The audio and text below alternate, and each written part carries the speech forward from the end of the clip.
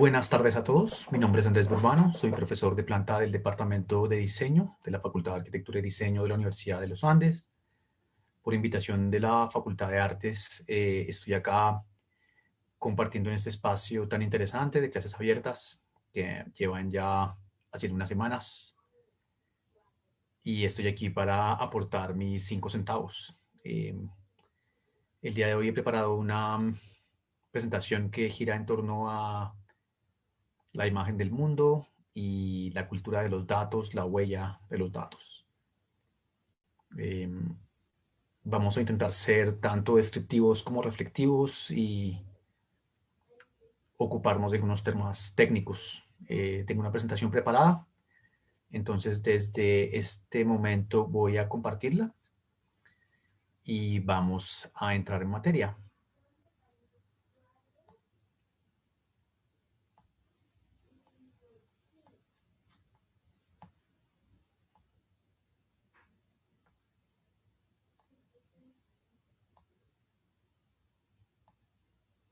Bien, la presentación está titulada Datos, Imágenes y Localizaciones, Huella Digital. Y vamos a dividir la presentación en 3 partes y las 3 son imágenes del mundo. Y vamos a tratar de descifrar, entender un poco y discutir qué hay en esas imágenes, cómo fueron construidas, de qué contexto provienen y qué nos pueden comunicar para el mundo contemporáneo. Entonces, ¿listos? La primera imagen del mundo que quiero que compartamos es esta. Esta es una imagen de una construcción complejísima. En principio, el hecho de que la tengamos accesible en dispositivos como este o con el que están viendo la presentación en este momento, no puede ser una excusa para comprender en realidad la complejidad que implica la construcción de una imagen como estas. Si le presentamos a una persona cualquiera, esto nos va a decir de entrada que esto es el mundo, pero la pregunta es, ¿qué mundo es este? Entonces empecemos a pensar, primero que todo, en lo siguiente. En el pasado, el mundo, digamos, fue representado como en esferas como esta, ¿cierto? Que, digamos, dividían el mundo en diferentes espacios geográficos delimitados con fronteras y tal. Un mapa político del mundo. No obstante, esta imagen que estamos viendo ahora, para ser construida, primero que todo tenemos que saber que fue construida con satélites, ¿cierto? Es una imagen que no puede ser simplemente dibujada, sino que precisa de la tecnología espacial para ser producida. Esa tecnología espacial está, digamos, disponible hace relativamente poco en historia humana. Por otro lado, tenemos que entender que esta imagen está articulando imagen fotográfica, solo que por supuesto no existe un satélite que pueda ir lo suficientemente lejos y con alta resolución tomar una fotografía de la Tierra, sino que se están tomando permanentemente fotografías de la Tierra con diferentes tipos de satélites, ¿cierto? Que después descargan la información en ciertos centros y se va armando mosaicos de información de fotografía satelital que finalmente es mapeada sobre una superficie en un entorno tridimensional virtual, porque ustedes saben que eso es una esfera que se puede, digamos, explorar. Y por último, por ejemplo, por mencionar algunas cosas, se pueden cargar unos shapes. Los shapes son técnicamente lo que podemos definir como los bordes de los países que estamos viendo en este momento, ¿sí? Los bordes de Colombia, los bordes de Venezuela, de Ecuador, ahí, esos son shapes, es otra capa de información que se está superponiendo. Hay otras cosas un poquito más sutiles. Una de ellas es que si se dan cuenta abajo, parte de la información viene en realidad del Departamento de Geografía de los Estados Unidos. Y más abajo y en la esquina está la identificación de la compañía que hace posible esta imagen de mundo, que es Google. La imagen que estamos viendo ahora es la imagen del primer satélite que se lanzó al espacio. Es un satélite desarrollado por la entonces Unión Soviética en 1958. Lograron lanzar un cohete que llegaba hasta, digamos, el espacio orbital, ¿cierto? Y pudieron poner este aparatico que estaba entonces circundando la Tierra, enviando pequeños pulsos de radio que se podían leer desde acá. Ese es el principio de la carrera espacial en el sentido práctico y convencional, digamos, del término.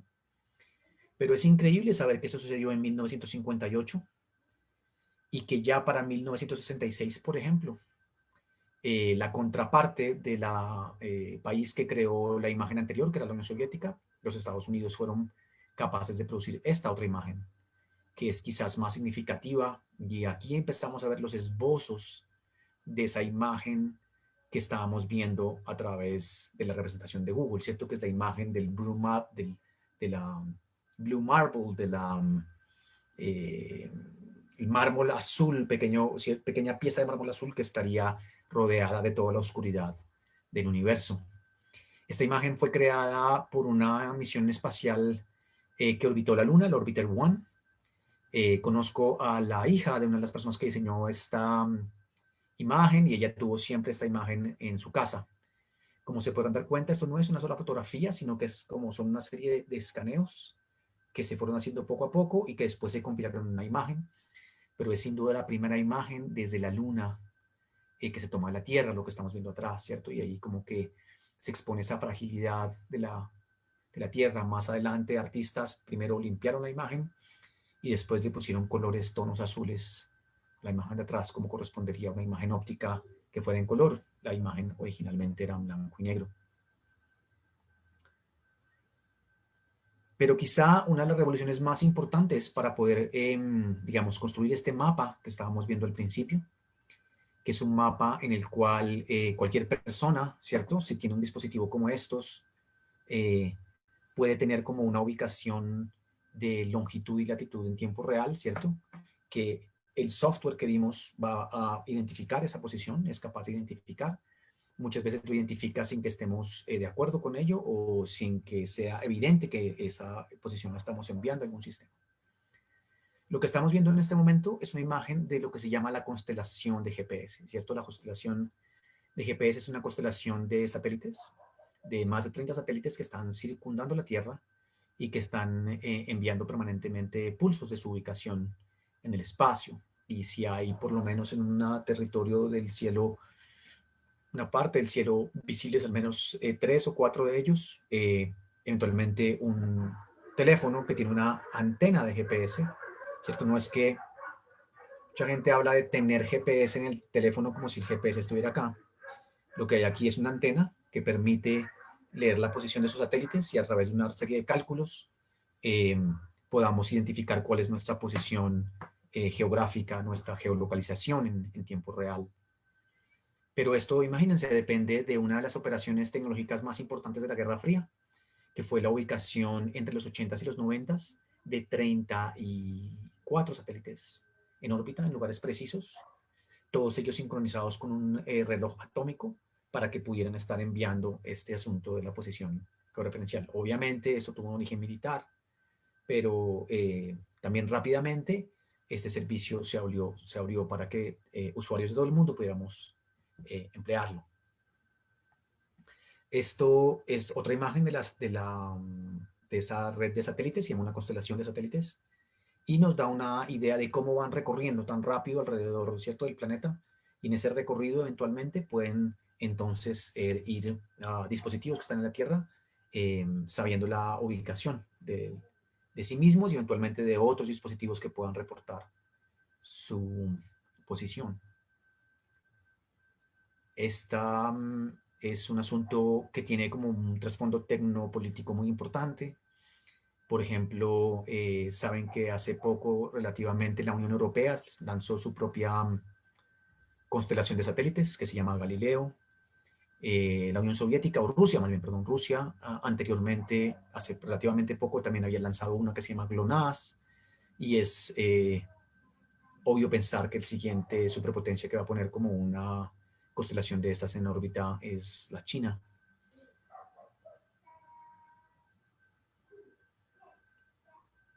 Esto no es todo, por supuesto. La construcción de esta imagen con la que partimos, ¿cierto? De este mapa que fue construido con una serie de fotografías satelitales, que tiene la capacidad de georreferenciar los elementos que están en él. Tuvo una transformación en la cual no solamente había información fotográfica, ¿cierto? De todo el planeta, mmm, sino que eventualmente la compañía que lo produce asumió el reto de vectorizar todos los mapas de las ciudades, pueblos, considerando inclusive el pueblo más pequeño que pueda existir, para pasarlas a vectores, ¿cierto? Lo que estamos viendo es una representación del barrio en el que yo vivo, más o menos, y estamos ahí viendo la ubicación geográfica de cada cuadra, ¿cierto? Es un asunto muy interesante. Vemos en la esquina inferior izquierda la imagen satelital original, que fue con la que empezamos hablando, pero acá estamos hablando de otro dominio, que es el de la imagen vectorial. Y por supuesto, al ser computacional, un sistema puede saber, por ejemplo, una cosa muy sencilla, que no lo puede saber un mapa bidimensional normal, que es la dirección de las calles, ¿cierto? Y esto, el responsable la realización de una operación de esa escala, de mapear todo el mundo, ¿cierto? Como Pinky Cerebro, y de mapear cada calle, cada casa, la ubicación de cada edificio, no tiene ni siquiera 20 años. Estamos hablando de una imagen del mundo nueva, y esto es algo que es muy interesante de ver, ¿cierto? Esta imagen que estamos viendo ahora es de otro layer que tiene este mapa, que es el de lo que se llama el Street View, la vista de las calles, porque no solamente vale ¿cierto? Es necesario para tener como una imagen del mundo completa, la imagen satelital, después la vectorización, sino que es clave tener la imagen del peatón, ¿cierto? Del conductor del carro. La imagen que estamos viendo ahora fue tomada en Ciénaga de Oro, ¿cierto? No es que suceda simplemente en Nueva York o en Bogotá, sino que sucede en Ciénaga de Oro o en Guatavita.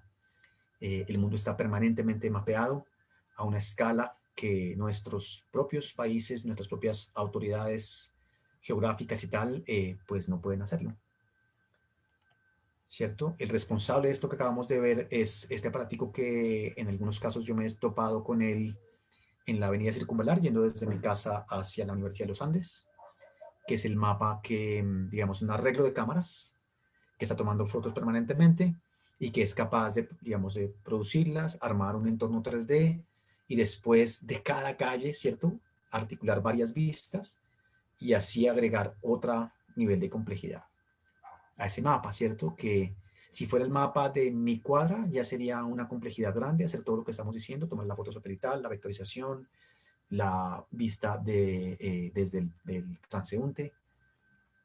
Hacerlo de todo el barrio sería complejo, hacia de toda la ciudad de pronto es un asunto mmm, ya de una escala mayor, pero pensar que esto sucede en este momento en todo el mundo es algo sin precedentes en la historia. Recuerden que hasta el siglo XIX los mapas eran propiedad de los estados porque tenían información que era crucial en el momento de las confrontaciones, ¿cierto? Y por si fuera poco, esa maravilla técnica tan compleja, con tantas implicaciones tecnopolíticas y sociales detrás, eh, cabe en un bolsillo, ¿cierto? Puede ir acá y va acá, de hecho, y está metida en nuestros bolsillos, siendo casi que una pieza de tecnología vestible. Por eso elegí en este caso la información, la visualización, digamos, en el formato vertical. Pero eso no es todo, ¿cierto? Resulta que esa información, que es la que está dándole forma a este mapa, es también la información que le está dando forma a este otro mapa. La información que tiene una compañía como Google, por ejemplo, sobre la realidad geográfica de cada calle, barrio, ciudad del mundo, permite que, por ejemplo, se hayan desarrollado ya interfaces no de navegación, em, digamos, utilitaria en el sentido de lo que hace una plataforma como Waze, sino que ha entrado al nivel del entretenimiento y de la mitología contemporánea, ¿cierto? La misma compañía, atención a esto, que desarrolla los mapas para Google, es la misma compañía que dio la tecnología para los mapas de Pokémon Go, del juego que fue la aplicación más descargada en la historia de, eh, de las aplicaciones recientemente, ¿cierto? La precisión que tiene de poder ubicar en cada graffiti que hay alrededor de la ciudad de Bogotá y tal, depende del hecho de que existe ya esa información preexistente, que no está en Colombia, obviamente, y que tienen gente que está permanentemente yendo a ver este graffiti lo han borrado, este no, para ubicar un elemento del juego. Y eso es algo que tiene unas implicaciones increíblemente complejas a muchos niveles. Llegó el momento de tomarme un trago de agua, de un vaso de Niantic. La compañía que desarrolla esto se llama Niantic Labs. Y bebiendo esta agua del presente, de la compañía que hace la imagen del mundo del presente, es importante entender dos cosas. Esa imagen que estamos viendo acá es en realidad el producto del mundo de la cuarta revolución industrial, si se prefiere hablarlo así, digamos, o del mundo que Benjamin Bratton describe como la articulación del planeta Tierra y la nube. Pero no nos podemos olvidar que todo esto requiere infraestructuras y dispositivos físicos y conexiones físicas, ¿cierto? Hay una ilusión muy grande que es que todo esto es un mundo virtual que es inmaterial, lo cual es profundamente erróneo y justamente nos esconde una buena parte de la imagen de ese mundo del que estamos hablando ahora. La imagen que estamos viendo en este momento es una sola parte del mapa físico de los cables que interconectan los continentes a través de fibra óptica. Este, por ejemplo, es el mapa de los cables de fibra óptica que interconectan Sudamérica, el Caribe, Estados Unidos y Europa, y que es gracias a ellos a los cuales nos estamos comunicando en este momento, ¿cierto? Es esta la infraestructura o parte de la infraestructura que hace posible que en realidad nosotros estemos interconectados ahora. Esa fisicalidad de esa infraestructura y el hecho de que eso no fue planeado, sino que se lanzó un cable y después otro, muestra la complejidad del mundo en el que vivimos y que finalmente termina siendo las interfaces de este mundo en el que interactuamos, ¿cierto? No nos podemos olvidar que aunque la conexión acá es wireless, ¿cierto? Porque estoy tomando el wireless de las antenas o del teléfono, a los puntos donde están las antenas, pues siempre la internet llega cableado. ¿Okay? Entonces no nos podemos pensar que es que yo me comunico wireless desde aquí a Estados Unidos o a Europa o a otras partes de Sudamérica. Esa es otra imagen muy interesante. En amarillo se ven todas las conexiones de hasta hace 3 años de todos los cables submarinos que hay interconectando el planeta, como esa red de sistema nervioso que es la que hoy permite que buena parte del teletrabajo y de la teleeducación sea posible sin esta infraestructura de estos niveles que se ha producido en los últimos 20 años y hasta más reciente que eso, es lo que permite que el impacto del COVID en este momento no sea tan fuerte como podría llegar a ser, porque existen todavía alternativas, ¿cierto? Ahora, eso también tiene muchas implicaciones sociales. Entonces la imagen del mundo que estamos viendo es esta imagen. Es una imagen realizada por una de las corporaciones más grandes del mundo en este momento. Alguien que puede tener como la capacidad de mapear el mundo, de estar en cada ciudad, de estar en cada pueblo, de haber pasado por ahí.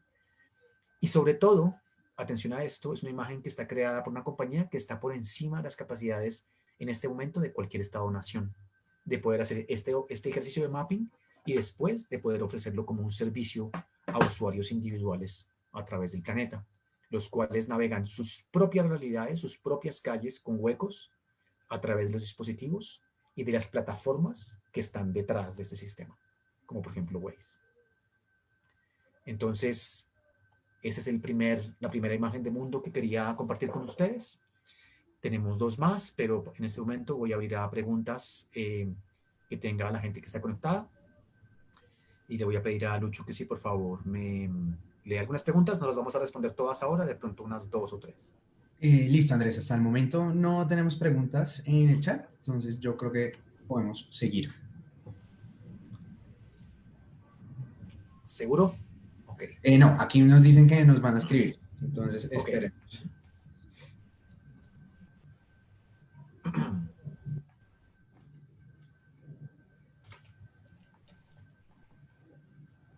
Valentina, te abrimos el micrófono, tal vez nos hablas mejor. Ya tienes el micrófono si quieres hablar.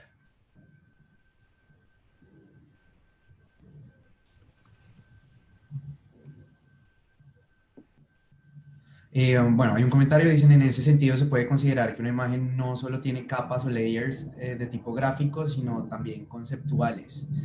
Eh, y aquí está la pregunta de Valentina. ¿Qué ha hecho que Google sea tan preciso en el mapping que hasta ahora nos ha mostrado? Bien, yo creo que el hecho de que Google sea tan preciso es, primero, que está basado en toda la, digamos, es un sistema cartográfico que está producido después de la invención del GPS.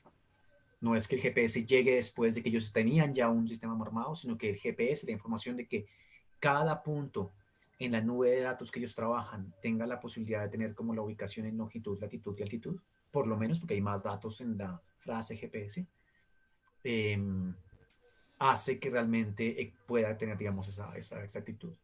Y lo otro es la capacidad de tener como una operación realmente a nivel global. Y eso es algo que a mí, por ejemplo, todavía a nivel logístico me cuesta mucho comprenderlo. Y es parte de las razones por las cuales estudio esto. ¿Cierto? En el pasado, la imagen de mundo como el mapamundi que les mostré acá, fue necesario construirlo, por ejemplo, porque habían mercados, ¿cierto? Y era necesario entender cómo se movían las cosas entre África, Europa, Estados Unidos, Suramérica, ¿cierto? Mercados muy grandes, bienes de consumo, telas, fábricas y en algún momento, por ejemplo, el esclavismo mismo. Ahora, este sistema, digamos que está, y eso, digamos, quizás sea como esa navegabilidad del mundo, es lo que en esa época dio como una perspectiva global por primera vez del planeta. Ahora lo que sucede es que Google sí se construye sobre tecnologías de geolocalización, por un lado, y por otro lado están disponibles una serie de herramientas que ellos son capaces de articular y quizá lo más importante es el nivel de granularidad que tiene, ¿cierto? Es decir, cada casa y dentro de cada casa y tal, la localización de cada dispositivo. Creo que con eso que usted está hablando va conectado a una segunda pregunta que hace Oscar y dice que pregunta, en un concepto básico, ¿cómo se podría definir la cuarta revolución industrial? Sí, digamos, ese es un concepto que es cuestionable, si se quiere. Digamos, hay unas personas que lo apoyan, otras que no.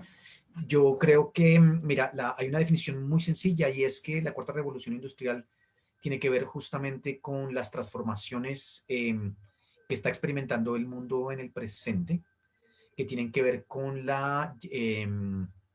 advenimiento de varias tecnologías, ¿cierto? La computación cuántica, el 5G, la llegada a la inteligencia artificial, la robótica, el blockchain, la manufactura digital, por mencionar algunas de ellas, ¿cierto?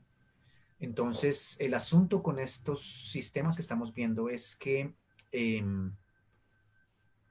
hacen parte de un megasistema, ¿cierto? Que no conocíamos antes como una realidad tangible, que se ha desarrollado en muy poco tiempo y que ha alcanzado a tener como una presencia y una capacidad de desarrollo, yo creería que sin precedentes en la historia, desde la aparición primero del computador personal y más adelante de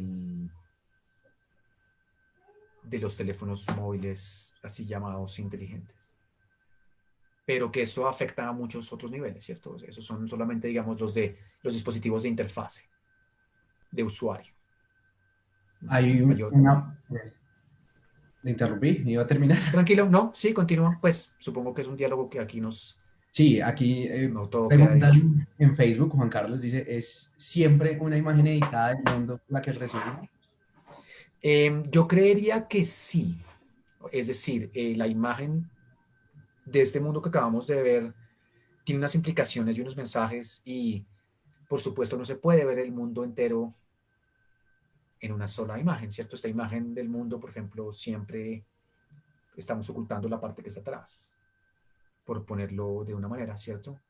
Si decidimos no abrirlo y presentarlo en plano para que se puedan ver los dos lugares digamos, la parte, el hemisferio que está con la luz y el que está en la sombra, y los ponemos todos visibles, entonces tenemos otro problema, y es que toca pasarlo de la tridimensionalidad a la bidimensionalidad.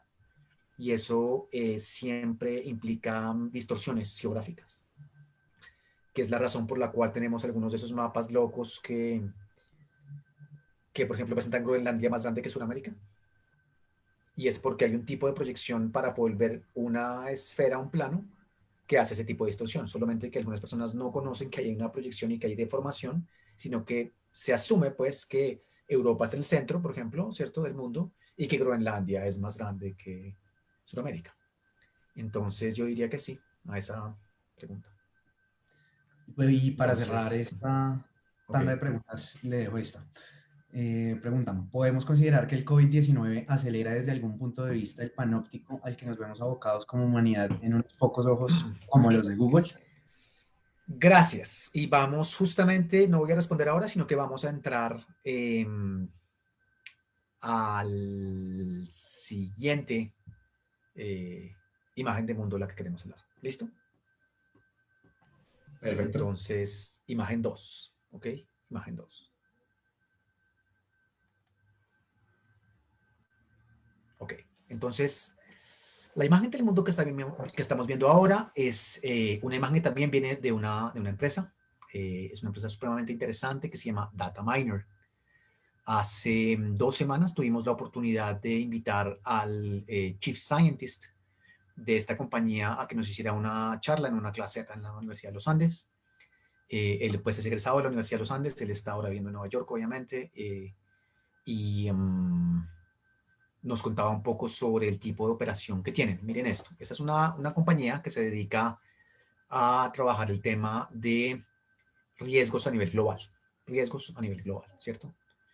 Piensen como en la imagen de Marshall McLuhan diciendo que los circuitos eléctricos son como el equivalente o a la extensión de nuestra red del sistema nervioso de las personas, ¿cierto? El tendido eléctrico que nos rodea, pero yo diría que más allá, digamos ahora con los cables de internet y tal, de pronto esa es una metáfora más apropiada, ¿cierto? Los cables de internet y tal son como las extensiones de nuestro sistema nervioso.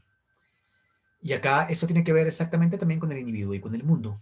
Esta compañía entonces es capaz de monitorear la actividad en redes públicas, ¿cierto? Toda la parte abierta, por ejemplo, de Twitter, analizarla en tiempo real, analizar acceso de toda la información pública que hay de todos los vuelos que están volando en el mundo en este momento. Um, y de otra cantidad de redes de sensores, muchos de ellos de naturaleza pública, pues o sea, todos, casi más bien de naturaleza pública, son capaces de crear como un sistema en el cual en tiempo real empiezan a articular todo esto y empiezan a crear una imagen del riesgo que puede haber como en diferentes partes del mundo. Esta compañía es muy famosa el día de hoy porque fue la primera compañía de este tipo de labores que hizo un reporte del riesgo del COVID para responder la pregunta que acaban de hacer ahora, ¿cierto? Ellos todavía en diciembre, el 30 de diciembre, lanzaron una alerta que decía que otro virus de tipo SARS o que causaba, digamos, una enfermedad respiratoria se estaba expandiendo silenciosamente en Wuhan, en China. Esto es antes de que suceda un pronunciamiento oficial en el sistema de salud norteamericano, que se hizo hasta el 30 de diciembre, creo que por primera vez.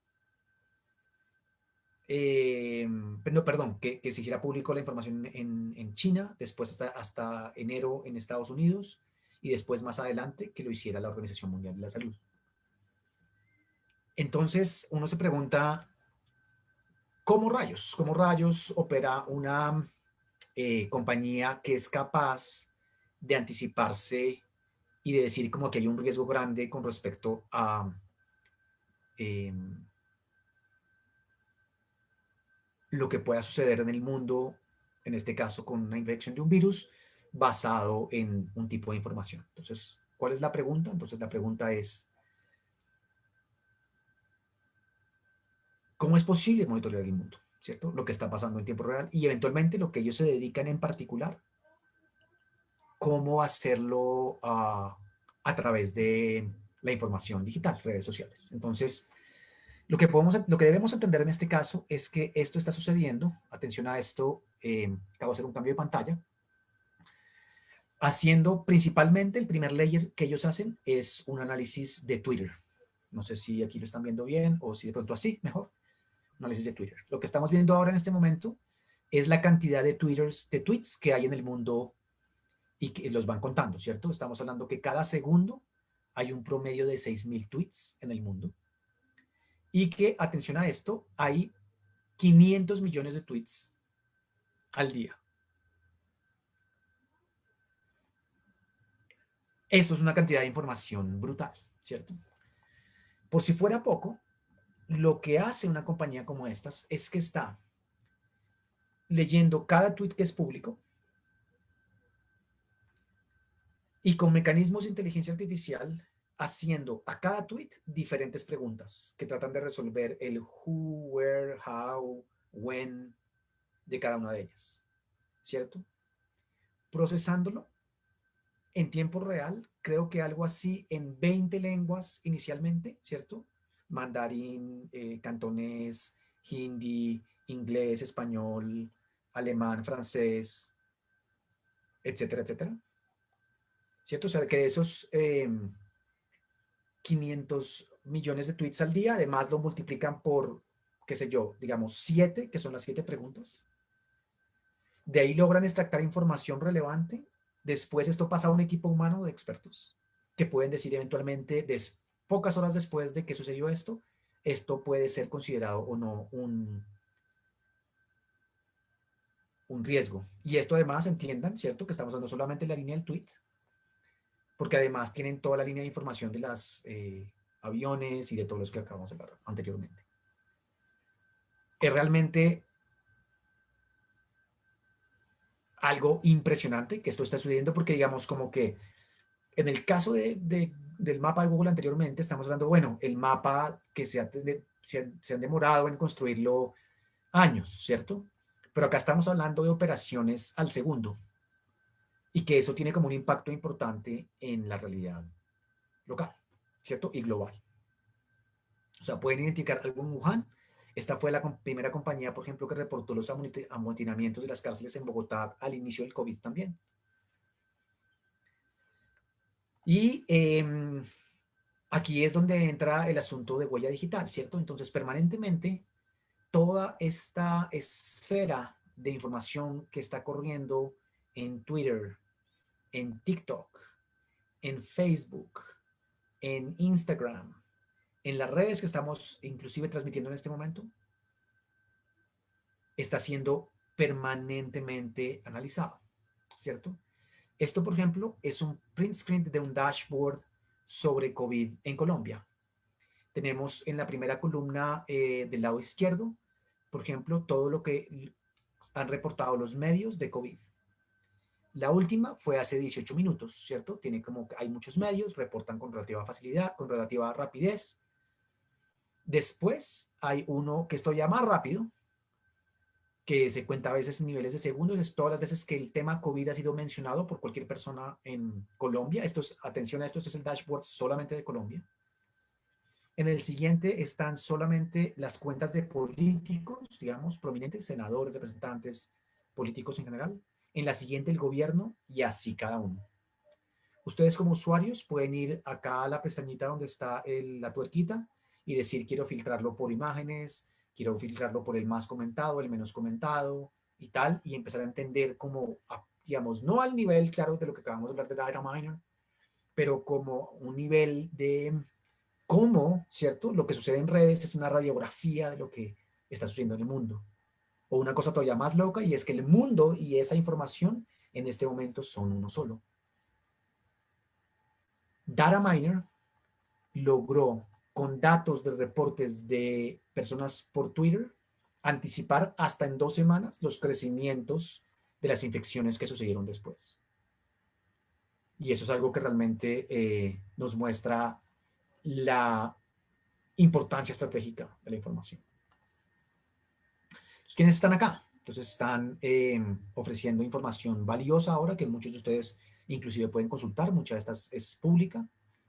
Esos, por ejemplo, son mapas de alta resolución de densidad poblacional y demográfica que son basados en datos de Facebook, ¿cierto? Entonces, ustedes saben, yo tomé una foto, mi teléfono tenía GPS, tomo la foto, los datos del GPS quedan en el metadato de la foto, cuando lo subo al Facebook eso queda igual, y sin que yo haya reportado en algún momento la posición o algo, pues está sabiendo cuál fue la geolocalización de esa foto. Eso es de un individuo, ahora imagínense todos los de su familia, después todos los de su barrio, después todos los de su ciudad, y por poner un ejemplo simple, todos los de los 30 millones de usuarios de Facebook de Colombia. ¿Cierto? Entonces, ¿qué sucede? Que en este momento Facebook, por ejemplo, está poniendo unas herramientas para la consulta del público muy grandes con respecto a, y muy útiles con respecto, por ejemplo, a eso, de mapas de densidad poblacional súper actualizados, posiblemente más actualizados que cualquiera que tenga un gobierno hoy por hoy, o por ahí tan actualizados, solo que lo tienen, pues, nuevamente, de todo el mundo. Es un ejemplo de unos en Brasil. Y aquí está el punto al que queremos llegar, ¿cierto? Hay diferentes modelos, ¿cierto? Hablamos al principio de Google, que en este caso, en esta tabla que estamos viendo acá es Alphabet. También podríamos hablar de Apple, que tiene como, pues, ustedes saben, muchas aplicaciones en el celular que funcionan con GPS y tal. Y nos vamos a concentrar un segundito en la parte de abajo, en Facebook. Esta es una tabla de ganancias de las compañías. Si se fijan, por ejemplo, en la parte de abajo nos muestra que las ganancias hasta hace 3 años de Facebook, el 97% provienen de ads. ¿Cierto? En principio esta información está siendo recopilada para poder meter el feed del sistema de ads, ¿cierto? Es como una máquina de publicidad perfecta. Y así varias de estas compañías, ¿cierto? Eso es un asunto que es muy importante. Esta fue, posiblemente ustedes la conozcan, la primera interfaz que tuvo Facebook, todavía con la cara de su fundador. Y por eso yo creo que es más importante que nunca, amigos, que ustedes en las plataformas que lo permiten hacer, en Google, en Facebook, de pronto si tienen acceso a la API de Twitter, vayan y empiecen por descargar sus propios datos y empiecen a analizarlos. Y se van a dar cuenta de una cosa tremenda, y es que han producido ustedes tanta información, de estas compañías tienen ustedes tanta información, que para interpretarlo se requiere, la de uno personal, se requiere herramientas de Big Data. Ahora imagínense cuando es la información de todo el mundo, ¿cierto? Hay gente que ha estado trabajando en este tema, ¿cierto? De tomar sus propios datos, de visualizarlos, de graficarlos, que es muy interesante. Ese es un diseñador muy clave que yo sigo mucho, que se llama Feltron. Él empezó haciendo estos ejercicios de cuantificar su propio yo, y después Facebook lo llamó para hacer y diseñar lo que es hoy el timeline, la línea del tiempo de Facebook. Y se dio cuenta que todas las interacciones tenían un timeline y que era posible llegar, ¿cierto?, a hacer todo el mapeo de tus interacciones hasta llegar, ¿cierto?, al punto de nacimiento, con la fecha de nacimiento, que ya es uno de los primeros datos que subimos a esas plataformas, ¿cierto? Y todo esto es ok. No lo sé. Pero lo que sí le puedo decir es lo siguiente. Volviendo al tema de COVID, partimos de una imagen que fue esta del mapa del mundo que tenía que ver con los reportes de la información del COVID, ¿cierto?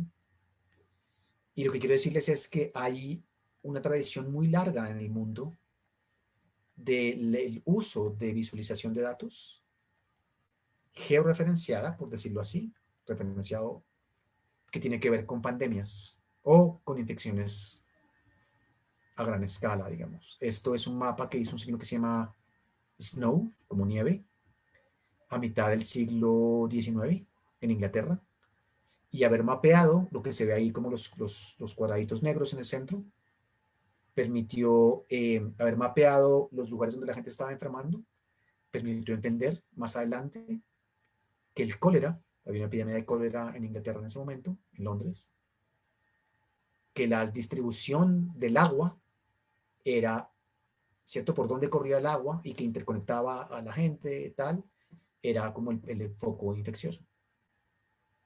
Entonces, en este momento, con esta cantidad de datos que hay, es posible tener como es un insumo fundamental para entender lo que pueda estar pasando en la imagen mental que podamos llegar a tener de una pandemia como la que estamos viendo hoy por hoy.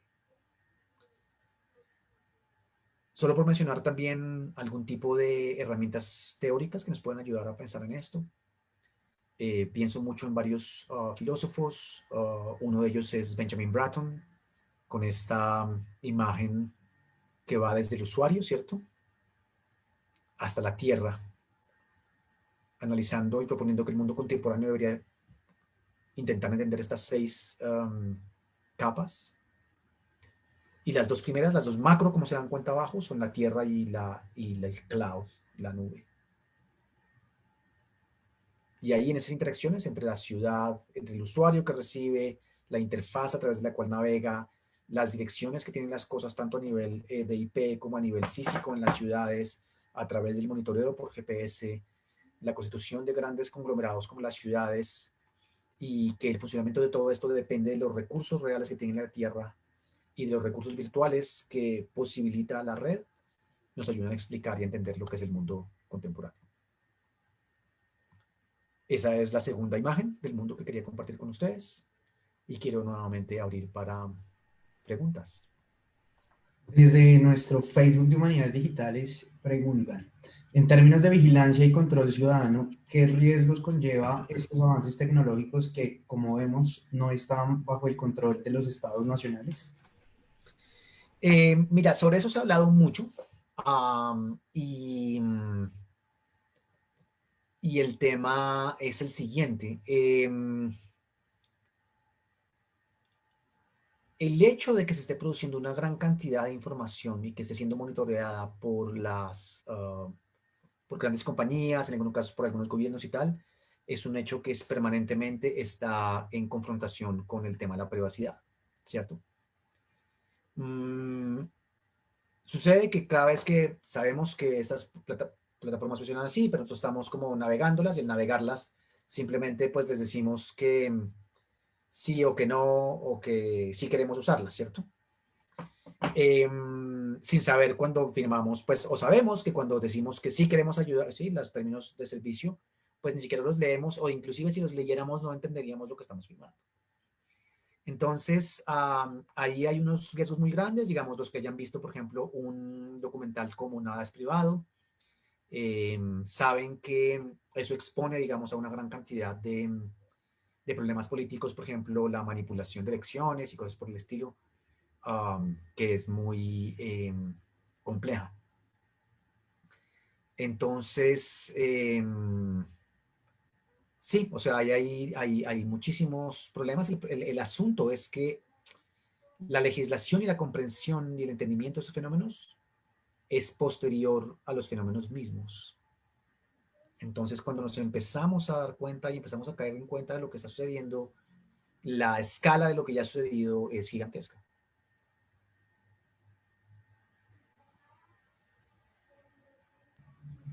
Aquí hay otra que nos hace Valentina. Dice, cuando usted describe cómo funciona la empresa Dataminer y relata que ésta analiza cada tweet, para ser más precisos, 500 millones de tweets al día, ¿cómo hace esta misma para caer en el hueco de las fake news, teniendo en cuenta que el análisis final lo hacen analistas humanos? no cabe el error humano.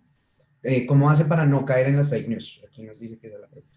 Bien, sí, las fake news las filtra, digamos, bueno, es una política general de identificar qué puede ser fake news y qué no, ¿cierto? Y de, por ejemplo, reportarlas y seguir y saber cómo es el comportamiento de una fake news. Pero además, buena parte de cuando se va a lanzar un asunto como una noticia de riesgo, por supuesto, eso tiene que pasar por analistas humanos. ¿Qué significa esto? Que no se trata de que la inteligencia artificial tome el control de las cosas y tal, porque al final la opinión de un experto, de una persona educada, de alguien que conoce el tema es muy importante, además contextualizado en su lugar geográfico y tal. Pero lo que brinda en ese caso la inteligencia artificial es la capacidad de procesar esa gran cantidad de datos de lo que estamos hablando, en unas velocidades que son inimaginables. Listo, André.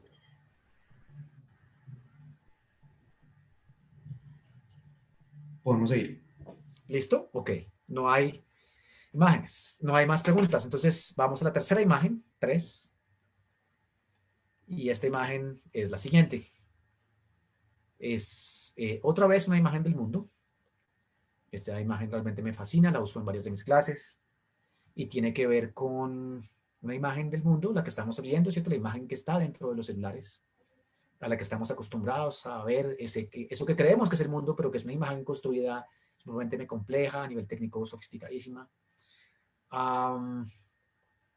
Resulta que está embebida en un teléfono que está semidestruido, ¿cierto? Posiblemente todavía operacional, sigue funcionando, pero está semidestruido. Vemos la pantalla rota, vemos parte de los componentes que están detrás. Y esto nos recuerda una cosa muy importante, y es a lo que nos vamos a referir ahora, digamos, no solamente a los procesos algorítmicos y tal de procesamiento, sino a la materialidad de la tecnología. La imagen que estamos viendo en este momento es una imagen especular, de una belleza increíble. Proviene del Salar de Uyuni en Bolivia. Y es un lugar muy interesante porque nos muestra varios momentos, digamos, del desarrollo de la economía del capital. Como ustedes saben, como hace más o menos un siglo exactamente, ahí hubo una fiebre de sal, ¿cierto? Se crearon trenes e infraestructuras para poder ir a extractar la sal y llevársela a otros lados, hasta que por supuesto la producción en otros lados resultó ser más barata. Pero hoy, en ese mismo lugar, estamos frente a otro cambio de esas dimensiones, que yo no sé si ustedes saben, digamos, es el desarrollo de un componente, más bien la búsqueda de un componente que está dentro de esa sal, ¿cierto? Y que hace que pues, el negocio de la sal como tal no sea nada. Y eso tiene que ver con ese material del que estamos hablando, tiene que ver con esta imagen, el hecho de que nosotros todos, ¿cierto?, podamos eventualmente tener, ¿cierto?, la posibilidad de correr nuestros celulares e inclusive de generar luz acá, ¿cierto? Y tiene que ver con cómo le damos energía a estos aparatos, cómo le damos energía a este laptop que tengo frente a mí y a una buena parte de dispositivos que hacen parte de nuestra vida diaria y que de hecho son las interfaces a este mundo de las imágenes que estamos hablando, ¿cierto? Ese mundo del que estábamos hablando es ahora un case, una cajita de un celular, ¿cierto? Que nos permite entrar como a lo que llamamos el ciberespacio y tal, pero que en realidad, atención a esto, el case es más bien esto. Esto revela un poco mejor la identidad de lo que es un celular, la identidad física. Y es que un celular no es sino un laboratorio químico y físico en funcionamiento. Cómo se genera la luz que se genera ahí, cómo es posible tener una pantalla, qué hace que la pantalla sea táctil, cómo tiene la batería, cuántas antenas tiene 3 antenas por lo menos, ¿cierto? Teléfono, Wi-Fi, GPS. ¿De qué tamaño son los cables? ¿Cómo se hace para optimizar la conectividad? todo eso, todas las soluciones tienen que ser soluciones materiales, ¿cierto? Materiales cerámicos para la pantalla, baterías de ciertos químicos para que duren suficiente, uh, oro para algún tipo de conexiones, coltan y cosas por el estilo. Entonces, esto es realmente un laboratorio en funcionamiento. Eso es lo que es un celular. Y lo que se extrae de las sales de Uyuni, de ese lugar y de otros lugares en América Latina, donde vuelve a tener como un impacto muy importante como la riqueza natural de América Latina, está contenida en este vasito en este momento y es el litio. El litio, además de servir para que Nirvana componga canciones, ¿cierto? Kurt Cobain en su momento, o para medicamentos, hoy por hoy es el principal componente que se tiene para que los celulares, ¿cierto? Nuevamente tengan energía suficiente. Es lo que les da la energía a las baterías. Para hablar de, ¿cierto? De la gran cantidad de elementos químicos que hay acá, ¿cierto? Vamos a hablar solamente del litio. Y por supuesto, ¿cierto? Donde hay litio hoy por hoy, considerando el futuro como viene, la dependencia de baterías va a ser cada vez mayor, ¿cierto? Esto es un mapa, si se quiere, conservador de todos los elementos químicos que hacen parte de la construcción de un celular, ¿cierto? En la batería vemos abajo está el litio, pero también hay carbón, hay cobre, hay aluminio, hay oxígeno, y fíjense, por ejemplo, solamente en la pantalla, ¿cierto? Hay indio, ¿cierto? El indio es muy importante para que los LEDs blancos den la luz. Germanio, son elementos químicos raros, hay pocas minas que los producen en el mundo, ¿cierto? Por ejemplo, para producir los LEDs de las pantallas, y los LEDs ahora están en todas partes, ¿cierto? Cada cosa que es iluminada es con LEDs. ¿De dónde vienen esos elementos químicos? Es algo como muy delicado. Y eso se va multiplicando y escalando, ¿cierto? Esto que estamos viendo acá es la interfaz de un Tesla, ¿cierto? La interfaz de un Tesla es como un gran celular, una gran tableta, ¿cierto? Con la que se puede como interactuar. A los que hayan tenido la oportunidad de subirse uno de estos, es increíble. Y además, ustedes saben, parte del todo el punto es que en algún momento yo puedo decirle, yo quiero que tú vayas automáticamente. Toda esta revolución tecnológica de la inteligencia artificial embebida en dispositivos como los carros y tal, pues depende de una cosa tan sencilla como que se pueda cargar la batería, ¿cierto? Y esa batería, hoy por hoy, no hay discusión, tiene que estar hecha principalmente de elementos como el litio. Pero aquí hay un problema muy grande, ¿cierto? O sea, si vamos a poner baterías de litio en todos los carros y si vamos a poner baterías de litio en todos los celulares y yo cambio mi celular cada año y además están en el laptop y yo cambio cada tal y están en el dron y están en todas partes, pues el impacto que debe haber de la minería para extraer el litio va a ser cada vez más grande, ¿cierto? Y eso nos vuelve y nos habla de los impactos que tienen como la producción energética, ¿cierto? Venimos de un legado de una producción energética con combustibles fósiles que sabemos que, ¿cierto? Ya no es la imagen de la Tierra solamente en tanto su superficie, sino que yendo hacia adentro están el petróleo y el oro y los metales, que es necesario ir a extractarlos allá, pero que en ese proceso de extracción siempre se están generando pues subproductos que, por ejemplo, van a la atmósfera y que eso llega a suceder a unas escalas tan grandes, pues que se cambia el clima del planeta. ¿Cierto? Entonces, quizá la primera conclusión de esta tercera imagen del planeta es de dejar de pensar el planeta como la superficie del mismo por la imagen que tenemos de él y entender que por dentro, lo que está dentro, es tan importante como lo que está en la superficie. Esas fuentes energéticas, esas fuentes minerales, esos volcanes que están en acción natural y la interacción de ellos con la atmósfera, con el oxígeno que estamos respirando permanentemente. Es algo que es una simbiosis muy grande, la cual el tipo de educación que hemos tenido sobre el entendimiento de la Tierra, eso de pensar en el planeta que es tan común hoy, pero que es tan nuevo como la imagen del planeta con la que empezamos al principio, la que fue tomada desde la Luna, de entender que esto es una sola cosa, ¿cierto? Y eso es cada vez más importante en filosofía, gente que está tomando muy en serio el tema de Gaia, del planeta como un ser vivo. de los modos de existencia en ese planeta, por ejemplo, para mencionar una aproximación a ese tema que es la de la Tour, hoy por hoy. Pero, claro, lo que estamos viendo acá es otra cosa, y es que todos estos procesos están generando unos sistemas de, ¿cierto?, de desperdicios incontrolados, súper grandes. Una playa por allá en la Patagonia llena de desperdicios que van llegando por el del mar.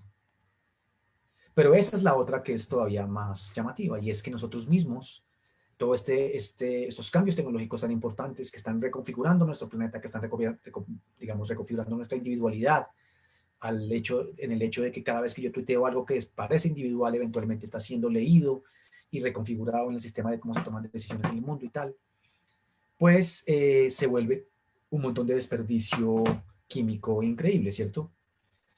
Les pregunto a ustedes, ¿quiénes de ustedes han sacado la batería de un celular para mandarla a un reciclaje apropiado? La respuesta posiblemente es cero, porque de hecho en Colombia, creo que en Bogotá no hay programas de reciclaje de baterías de celulares. Hay celulares de los que no se les puede sacar la batería. Es muy complicado. ¿Y qué pasa si esas baterías llegan a los ríos, a la contaminación? Pues estamos generando una contaminación increíble. Y esta es esa imagen de mundo que les quería compartir hasta el final, ¿cierto? El problema de la fisicalidad de las interfaces con las cuales estamos hablando, de los soportes que están ahí y de las implicaciones que eso tiene para ese mundo en el cual vivimos. Entonces, este mundo no solamente se está reconfigurando en tanto lo estamos pudiendo leer en tiempo real, en tanto se puede fotografiar desde el espacio, sino que lo estamos reconfigurando porque esto no es inmaterial, sino que son átomos y moléculas que estamos muy lejos de poder entender cómo funcionan, de qué están hechos, y seguimos teniendo como una cultura muy pobre con respecto a lo que esto puede causarle al medio ambiente y al funcionamiento del planeta, si se quiere, como un organismo. Antes de cerrar, quiero dejarlos con esta imagen. Esta imagen es una imagen de un tren que existía justamente en Uyuni. Este era el tren que iba a Uyuni a extractar la sal. Cuando dejó de haber sal, o más bien, cuando la sal dejó de ser un buen negocio, la infraestructura se dejó abandonada así como está. Son ruinas arqueológicas de la modernidad del siglo XX. Entonces, mi invitación es a pensar cómo es posible que la minería que se está haciendo del litio hoy por hoy para producir estos aparatos y los aparatos como que los estamos viendo, eventualmente no tenga este mismo destino. Y con eso quiero abrir para preguntas en general. Creo que fueron 58 minutos, un poquito más tiempo del que estaba asignado, que eran 45, pero intenté hacerlo lo más condensado posible. Ahora quiero recibir más preguntas, comentarios y, por supuesto, agradecerles su atención. Andrés, muchas gracias. Hay algunos comentarios y algunas preguntas. Empiezo con esta. La legislación en Colombia está muy clara en temas de regulación y derechos digitales. Eso ha permitido que se pueda seguir teniendo algunas libertades, pero se abre el panorama a vulnerabilidades. ¿Cómo ve usted esta situación en Colombia en la actualidad y qué nos espera? ¿Cómo podría ser particular una huella digital de un colombiano? ¿Qué ventajas hay y qué riesgos? Bien, a lo primero, mira, hay un asunto muy preocupante en Colombia, y es que estos temas poco trascienden al nivel de la toma de decisiones. Y cuando trascienden son en algunos casos muy como ligados a unos intereses muy particulares, o simplemente son dejados atrás a la desinformación.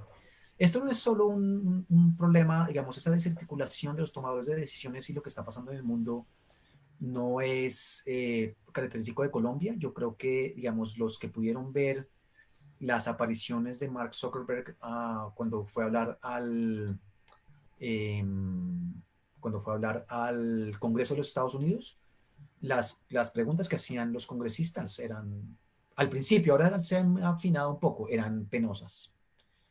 Entonces, lo que sí es una alerta es muy grande, ¿cierto? ¿Dónde va a aparecer realmente unas figuras que puedan hacer pensar en esos temas seriamente? Mm, y eso es difícil por varias razones. Primero, por la educación, porque se requiere conocer de ingeniería, pero de sociología, y se requiere entender los términos de diseño, de interfaces en términos de usuarios, pero también se necesita conocer el Big Data. Se necesita conocer, respetar la individualidad, pero se necesita como entender cuál es el impacto de esa individualidad con las colectividades. Y eso, inclusive en algunos cursos vanguardistas de las universidades del presente, pues no son muchos. Entonces, yo lo que temo es que hay como un divorcio muy grande entre lo que está sucediendo en ese mundo tecnológico digital y la realidad educativa y de toma de decisiones.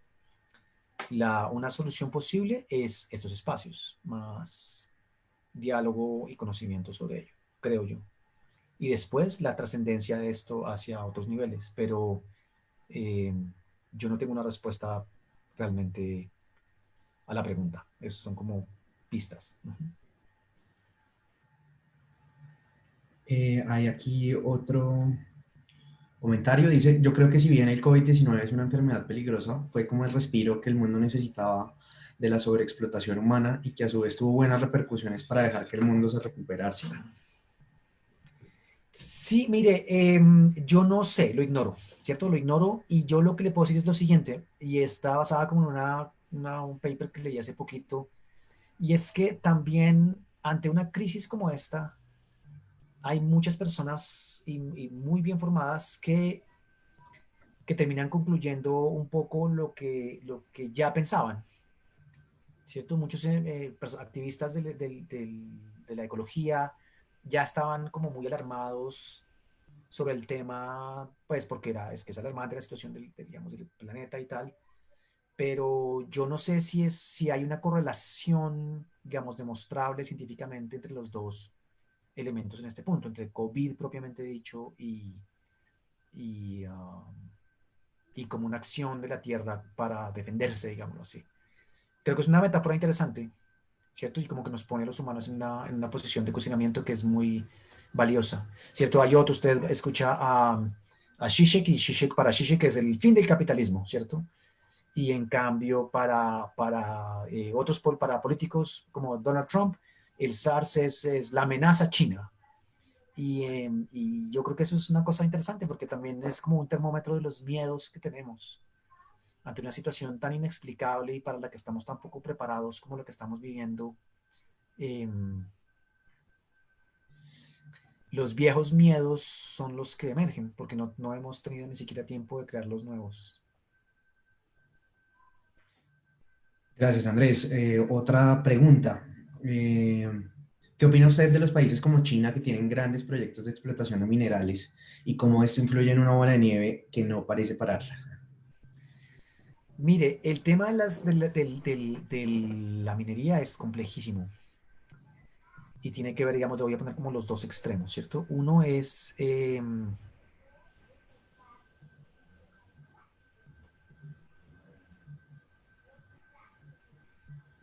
sin minería, digamos, sin minería de metales, por ejemplo, por decir algo. Sería físicamente imposible construir un automóvil, un computador, un teléfono celular, eh, una lámpara en este momento, ¿cierto? Por lo menos eléctrica, ¿sí? Una lámpara química, no. Todo eso depende de la minería, ¿cierto? Por otro lado, digamos, hablemos de la minería vinculada a combustibles fósiles, ¿cierto? El mundo en este momento anda con ese tipo de minería y no hay una alternativa de energía más barata. Eh, ahí ya es más cuestionable, ¿cierto? Porque además como que pues, del petróleo están derivados los plásticos y tantas otras cosas. Entonces el punto es si existe una posibilidad de que el debate esos proyectos mineros incluya preguntas importantes sobre el bienestar, el bienestar de las comunidades donde se está generando ese proceso minero, el bienestar. Yo sé que Intel, por ejemplo, intentó en un momento hacer un rastreo de que todos los productos, los insumos para crear los computadores que ellos construyen y los chips y tal, fuera una cadena limpia de procesos de explotación humana, digamos, como que no fuera trabajo remunerado propiamente y cosas por el estilo, y creo que no lograron, porque además el monitoreo de cómo se obtienen los minerales es difícil. Entonces, Para mí es complicado responder esa pregunta, pero lo que puedo decir es que la pregunta que yo le puedo devolver es ¿hasta qué punto estamos dispuestos a negociar de nuestras configuración humana y social actual para que haya realmente un descenso en la necesidad de que tantos elementos sean minados? En relación con eso, pues creo que ya respondió algo, pero no sé si quiere agregar más. Valentina hace esta pregunta. Cuando usted menciona el tema de la producción energética, como el litio, ¿es posible que este escasee? Y si es así, ¿de qué manera se va a suplir este elemento para que cumpla con el mismo fin? Si se tiene el poder sobre el litio, ¿se podría tener un poder relevante en el mundo? ¿No es hora que se opte por energías renovables? Sí, digamos, yo estoy de acuerdo que es el momento que se opte por energías renovables. El punto es cuáles. O sea, digamos, qué energía me puede dar como el poder para prender el celular, ¿cierto? Por otro lado, claro, el tema del litio ha cambiado la geopolítica mundial. Ahora lugares que no importaban, como estas minas que vimos en un momento hace mucho, sino para unas cosas, turismo, qué sé yo, de pronto se vuelven algo muy importante. Y se vuelven parte ya no solo importante tener como el litio para explotarlo, sino las reservas de litio. Los estados empiezan a tener reservas de litio porque saben que va a haber una demanda de litio en el futuro muy grande. Eh, y eso porque puede reemplazar buena parte, por ejemplo, eso de combustibles fósiles en los carros, por ejemplo. Y eso es algo que ya está sucediendo, pues, y que tiende a ir cada vez más rápido. Eh,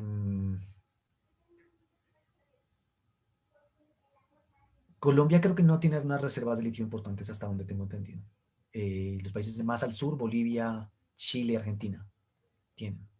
Y como les digo por ahora, ya no es solamente importante que lo estén explotando, sino que lo estén guardando para que se vuelvan como las reservas de otros metales, ¿cierto? Que eventualmente van a determinar la riqueza de las naciones. Un comentario de Eduard Velasco. Dice, gracias Andrés, interesante información y como siempre una clase magnífica. Me preocupa mucho cómo pasamos de tener conciencia del daño que hemos hecho al mundo a realizar los cambios que se requieren para aliviarlo en algo. Salgo cotidianamente a la calle y veo que seguimos arrojando basura. Luego concluyo que esa conciencia sigue entre comillas. Y de igual manera con todas las situaciones sobre las que estamos reflexionando. Un abrazo. Sí, yo estoy de acuerdo, mira, y es que, digamos, las respuestas, digamos, de los cambios sociales y de comportamiento que, digamos, reflejen como una conciencia mayor sobre el estado del mundo, del planeta, que finalmente tenemos como esa imagen acá y tal, requieren acciones muy concretas, ¿cierto? O sea, un programa de reciclaje real existe, el reciclaje es súper complicado y es caro.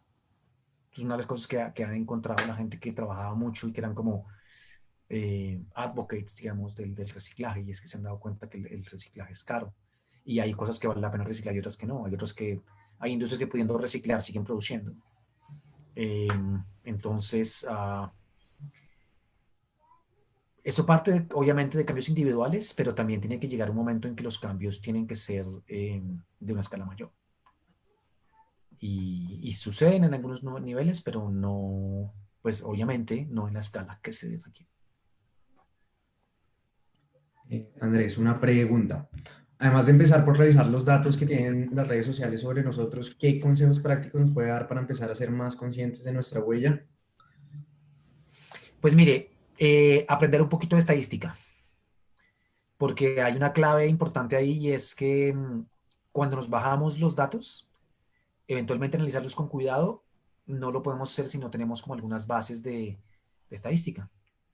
Y después de Big Data, herramientas de Big Data. Es increíble, pero eso se va a volver, yo soy como un convencido de que las herramientas de Big Data se van a volver como una herramienta de autoconocimiento. Y estoy como bregando por eso un poco, porque nunca hemos tenido tantos datos de nosotros mismos, solo que están esos datos que no sabemos qué hacer con ellos.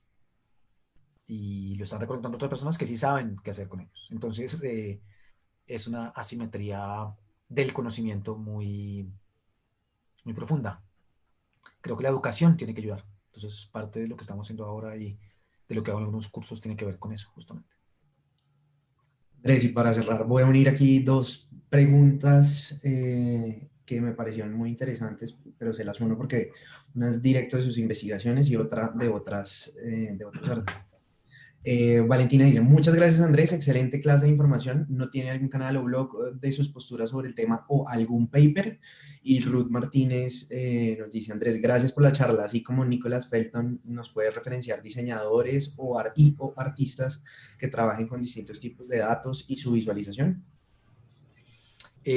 Sí, miren, yo les podría recomendar, empecemos por la segunda pregunta, por la segunda, seguir el trabajo que están haciendo Kate Crawford y Trevor Paglen. Kate Crawford y Trevor Paglen. Ellos fueron los responsables de un proyecto que fue el ImageNet Roulette. No sé si ustedes recuerdan eso, que era una aplicación. Mucha gente creía que era una aplicación cualquiera y era en realidad un proyecto de arte y que tenía que ver con los usos de ciertas librerías de inteligencia artificial para clasificar personas. Y lograron hacer una crítica muy, muy fundamentada de algunas librerías que existían, al punto que tuvieron que ser dadas de baja. No hay más accesibilidad a esas bases de datos por las categorías problemáticas que tenían al clasificar gente. Entonces eso fue algo muy, muy interesante. Sí, ellos les podría mencionar, hay mucha gente trabajando en el tema de una manera muy interesante. Hay una exposición que curó hace poco sobre inteligencia artificial e información Christian Paul en el Metropolitan, perdón, sí, creo que fue en el Metropolitan en Nueva York, que les recomiendo mucho ver. En Colombia hay gente que está trabajando con el tema también. Yo sé, por ejemplo, como gente del grupo, como el grupo Tractor, han estado haciendo cosas interesantes con respecto a datos y información, algoritmos. Y perdón, la primera parte de la pregunta la perdí. La primera era si tiene algún canal o blog de sus posturas sobre el tema o algún paper que podamos leer. Ok. Sí, tengo algunas cosas que puedo compartir. Seguramente de pronto lo que hago es que las mando para Lucho para que las pueda compartir. Digamos, ahora lo que les puedo decir es que en conjunto con varios estudiantes de un seminario de la maestría y de un curso del pregrado, estamos trabajando en temas de COVID, trabajando con diagramación de papers, realización de infografías, visualizaciones, mapas, algunos procesos computacionales y que todo esto como que teníamos como insumos para eso se ha vuelto como crítico a la hora de pensar en la comunicación del problema, por ejemplo, lo que significa comunicación científica y cosas así. Y esperamos como poder ir compartiendo poco a poco eso que se está desarrollando. Algo está ya publicado en la página de la Universidad de los Andes dedicada a COVID, uniandes.edu.co/COVID-19. Y, por ejemplo, todo lo que ha sido publicado ahí de transporte, tiene unos papers que nosotros diagramamos, con unos mapas que desarrolló un grupo de mapas que tenemos que son talentosísimo. También el paper que publicó el rector sobre la curva, que en realidad es un trabajo del profesor Cordobés, del grupo de biología computacional de la universidad. Tuvimos la oportunidad de trabajar como en la graficación y visualización del material. Y eso ha sido muy interesante. En la universidad hay una gente valiosísima trabajando en ese tema. Entonces ha sido una experiencia muy bonita de poder ver eso como de una manera más cercana. Pues Andrés, eso es todo. Muchas gracias. Por aquí por el chat también le dan las gracias por A la charla. ustedes, con mucho gusto. Me decía Luis que tenían como un anuncio para el final. Creo que tiene que ver con que la próxima semana tienen una nueva sesión el jueves a las 4 de la tarde y que es de una clase abierta también de la escuela de posgrados de la Sí, ahí universidad, le de la facultad. complemento. Gracias, Andrés. Pues los invitamos, vamos a seguir con las clases abiertas la semana entrante, de lunes a viernes. Los esperamos a las 4. La semana entrante, la Escuela de Posgrados nos invita a las charlas, entonces vamos a tener especialistas de nuestras maestrías en Historia del Arte, en Periodismo, en una nueva maestría de Estudios Clásicos, en Patrimonio Cultural Mueble y en Literatura. Entonces los esperamos en este mismo enlace a las 4 entre semana. La información ya está disponible también en este enlace. Pues Andrés, muchas gracias. Feliz puente. A ustedes, que estén muy bien. Les agradezco mucho y gracias por la invitación, Lucho. Y a todos, pues, Germán y la facultad.